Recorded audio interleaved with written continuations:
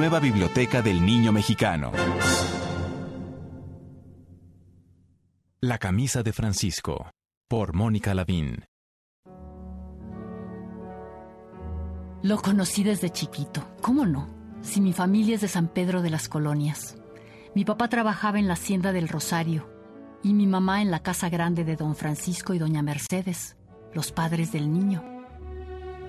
Desde muy joven empecé a ayudarles, pues la casa requería muchos cuidados. Mi madre no quiso quedarse en la cocina porque se cansaba de echar tortillas de trigo con manteca, salsear el jitomate o espesar los frijoles. A ella le gustaba la blancura almidonada de los manteles y el planchado para que lucieran los bordados y los deshilados, las grecas y la vainica. Lo de ella eran las planchas de hierro calentándose en el carbón que luego deslizaba por la tela húmeda. Recuerdo el vapor que salía de las telas y el olor a limpio, y ese orgullo de mi madre que me contaba cómo aquellos manteles engalanaban la mesa larga del patriarca don Evaristo Madero, en aquellas comidas y cenas que daban él y su esposa con negociantes y políticos de México y de otros lados. Así como me ve usted, con la piel apergaminada y las trenzas plateadas, yo era otra. Una jovencita de ojos oscuros y pómulos salientes, con pelo brillante color azabache. Tengo sangre tlaxcalteca y algo de chichimeca, porque lo guerrera no se me quita.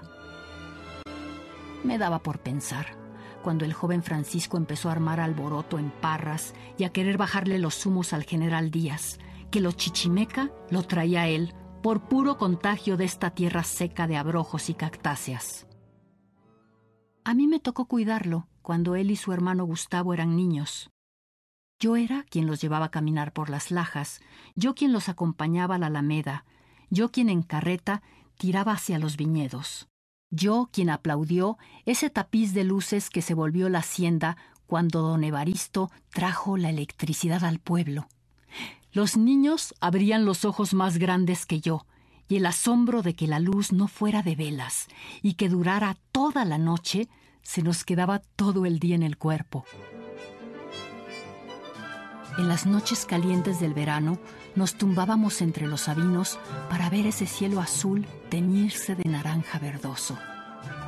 Le juro que nunca he visto atardeceres más coloridos que con los niños Madero, a quienes llevaba a la caballeriza para que el caballerango les ensillara los caballos y se fueran a cabalgar. Yo los esperaba, nostálgica ya de su compañía. Eso me pasó cuando Francisco se fue a estudiar, primero a los Estados Unidos y luego a París. Yo no sabía de más lugares que Parras o Paila, y París debía estar lejos en tren. Cuando le pregunté, el señorito se rió y me dijo que en tren no se podía llegar, que se iba en barco para cruzar el océano, que el barco llevaba muchas personas y cuartos y restaurantes y una orquesta de música como las que su papá contrataba para los saraos de la hacienda. Ay, la piel se me hacía chinita por desear conocer uno de esos palacios que flotan en el agua, y porque con el dichoso París se me acabaron las tardes de sol que parecía durarían para siempre. El acomodo de la ropa recién planchada en los cajones de la cómoda, esa me tocaba a mí desde que los niños empezaron a ir a la escuela. Las caminatas para acercarlos a la iglesia, al sastre, a la instrucción. Cuando Francisco se fue en carreta a Saltillo, después de que me había tomado casi un mes preparar la ropa de su baúl mundo, no sé si usted los conozca, mire, asómese a la parte de atrás de la cocina, ahí está uno que me regaló doña Mercedes.